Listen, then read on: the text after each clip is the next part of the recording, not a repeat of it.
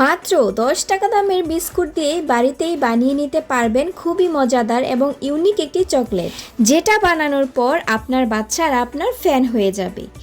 এই চকলেটটি মুখে দেওয়ার পর আপনার মনে হবে যেন চকলেটের রাজ্যে হারিয়ে গেছেন। কি বিশ্বাস হচ্ছে না? তাহলে আমার রেসিপিটি ফলো করে যদি এমন চকলেট বাড়িতেই বানিয়ে নিতে পারেন একদম অল্প খরচে এবং অল্প উপকরণে, তবেই বুঝতে পারবেন যে এই চকলেট রেসিপিটি কতটা ইয়াম্মি।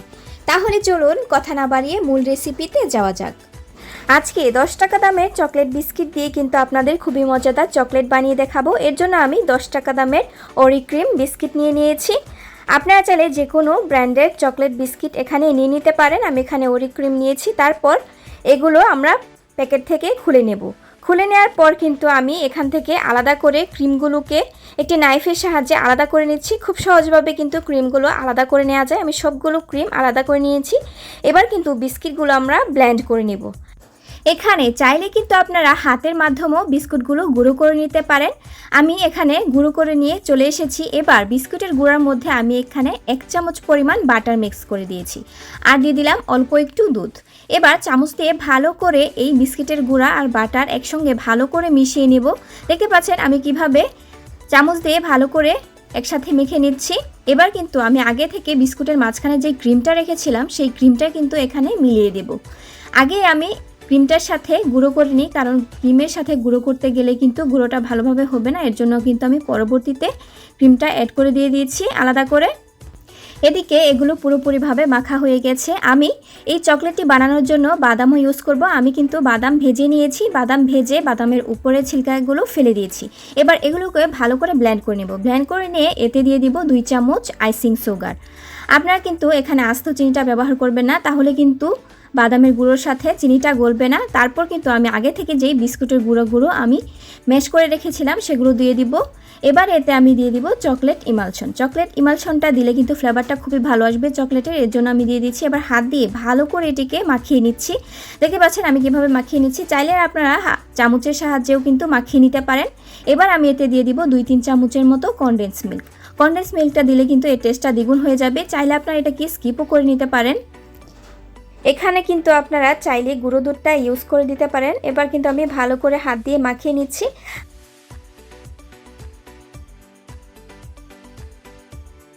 হাত দিয়ে মাখানো হয়ে কিন্তু আমি হাতের মাধ্যমেই গোল গোল করে বল শেপে আকারে এই চকলেটের গোলাগুলো বানিয়ে নিব। দেখতে পাচ্ছেন আমি কিন্তু হাত দিয়ে প্রেস করে করে এই চকলেটের বলগুলো বানিয়ে নিচ্ছি। একে একে সবগুলো কিন্তু আমি চকলেটের বল বানিয়ে নিব।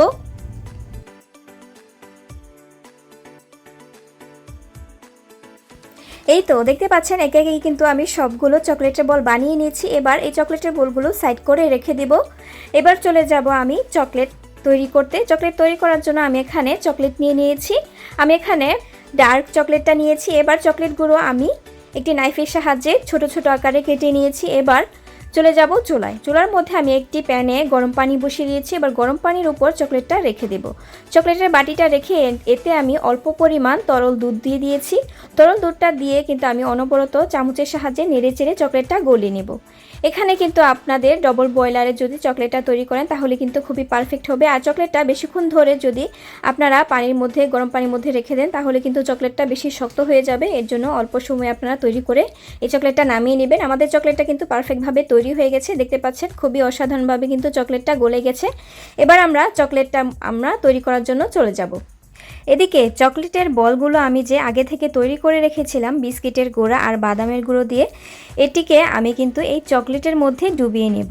আমি কিন্তু একটি একটি করে চকলেটের মধ্যে ডুবিয়ে নেব। চকলেটটা গরম থাকা অবস্থায় এই কাজটি করতে হবে। যদি চকলেটটা ঠান্ডা হয়ে যায় তাহলে কিন্তু চকলেটটা শক্ত হয়ে যাবে। পরবর্তীতে কিন্তু এই কাজটি আমরা করতে পারবো না। এজন্য কিন্তু চকলেটটা গরম থাকা অবস্থায় আমাদের এই চকলেটের বলগুলো চকলেটের মধ্যে ডুবিয়ে নিতে হবে। আমি একে একে কিন্তু সবগুলো চকলেটের মধ্যে এই বলগুলো ডুবিয়ে নিয়েছি, দেখতে পাচ্ছেন। এবার আমি এই চকলেটগুলো রেখে দিব নর্মাল ফ্রিজে 10-20 মিনিটের মতো। 10-20 মিনিটের মতো রেখে দিলে কিন্তু আমাদের চকলেটটি একদম পারফেক্টভাবে তৈরি হয়ে যাবে। দেখতে পাচ্ছেন আমি নামিয়ে নিয়েছি। চকলেটটি কিন্তু খুবই অসাধারণভাবে সেট হয়ে গেছে। এখনও কিন্তু চকলেটটি আমরা খেতে পারবো। তবে চকলেটটি খাওয়ার আগে আরেকটু ডেকোরেশন করে নেওয়া যাক। আমি কিন্তু এই চকলেটগুলো একটি প্লেটের মধ্যে নিয়ে নিয়েছি। এবার এতে আমি দিয়ে দিব অল্প পরিমাণ কোকো পাউডার। কোকো পাউডারটা দিলে কিন্তু দেখতে খুবই লোভনীয় লাগে। আমি অল্প অল্প করে উপর থেকে কোকো পাউডার ছিটিয়ে দিয়েছি। চকলেটটাকে আরও সুস্বাদু এবং লোভনীয় করার জন্য আমি এখানে সুগার বল ছিটিয়ে দিয়েছি। দেখতে কিন্তু খুবই লোভনীয় লাগছে, খেতে তো অসাধারণ। আমি কিন্তু খেয়ে ট্রাই করে দেখেছি, আপনারাও কিন্তু বাড়িতে ট্রাই করে দেখবেন। আশা করছি আপনাদেরও খুবই ভালো লাগবে। রেসিপিটি যদি ভালো লেগে থাকে লাইক কমেন্ট সাবস্ক্রাইব করে আমার সঙ্গেই থাকবেন। আর যদি ফেসবুক থেকে দেখে থাকেন তাহলে অবশ্যই ফলো করে আমার পাশে থাকবেন। দেখা হবে অন্য কোনো দিন অন্য আরেকটি নতুন রেসিপি নিয়ে। আসসালামু আলাইকুম, আল্লাহ হাফেজ।